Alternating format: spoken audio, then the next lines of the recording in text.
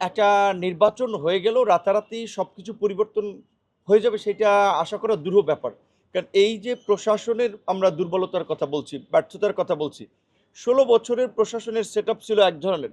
শীর্ষ পদগুলোতে তো দেখা যায় স্বাভাবিকভাবে স্ক্রিনিং করে যারা তাদের একেবারেই অনুগত তাদেরকেই অ্যাপয়েন্টেড করা হয়েছে। কাজেই তাদের মধ্যে তো একটা জড়তা, ভয়, আতঙ্ক আছে। অনেক ক্ষেত্রে শক্ত ভূমিকা তারা পালন করতেছে না। রাজনৈতিক সরকার আসলেই রাতারাতি পরিবর্তন হয়ে যাবে এইটা আমরা মনে করি না। বরং এই সরকারের জনসমর্থন কিন্তু রাজনৈতিক সরকারের চেয়েও বেশি।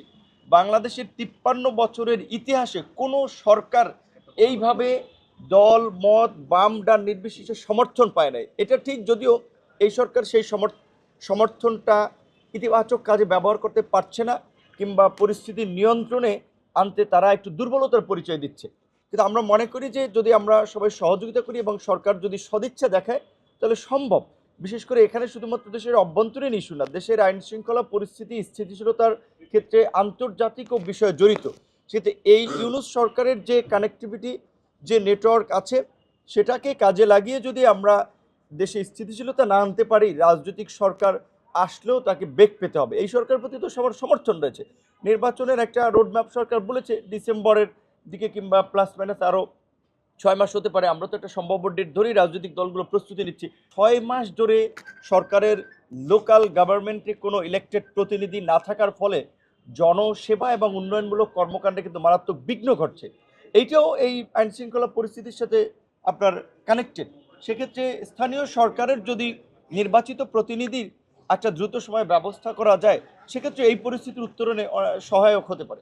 যারা ঢাকার আন্ডারওয়ার্ল্ডের মাফিয়া হিসেবে পরিচিত, তারা অনেকেই কিন্তু পট পরিবর্তনের পরে জামিনে বের হয়েছে, এবং জামিনে বের হয়ে এখন যেহেতু ওইভাবে শক্তিশালী একটা সরকার নাই, কিংবা নানান পরিস্থিতির কারণে আইনশৃঙ্খলা পরিস্থিতির কিছুটা দুর্বলতা আছে, এটাকে কাজে লাগিয়ে তারা কিন্তু তাদের রাজত্ব আবার গড়ে তোলার চেষ্টা করছে।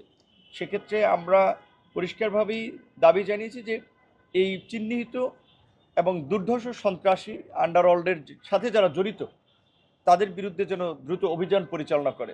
যুক্তরাজ্যের একটা প্রতিবেদন ছিল যে বাংলাদেশের বিভিন্ন ডিপ্লোম্যাটিক গ্যাদারিংয়ে, রাজনৈতিক সভা সমাবেশে, পাবলিক গ্যাদারিংয়ে সন্ত্রাসী হামলা হতে পারে।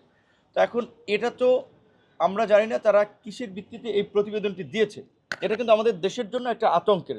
রাজনৈতিক দলগুলো এই সরকারকে সহযোগিতা করছে আইনশৃঙ্খলা পরিস্থিতি নিয়ন্ত্রণে আনতে, পুলিশকেও সহযোগিতা করতে চায়। তবে অবশ্যই রাজনৈতিক দলের পরিচয় ব্যবহার করেও এই যে বিভিন্ন জায়গায় ফুটপাত থেকে শুরু করে বাজার, মনে করেন এখানে যে দখলদারি, চাঁদাবাজি হচ্ছে, সেখানেও যেন পুলিশ ছাড় না দেয়। আমরা পরিষ্কারভাবেই বলেছি যে কারা এগুলো করছে সেগুলো আপনারা এক্সপোজ করে দেন।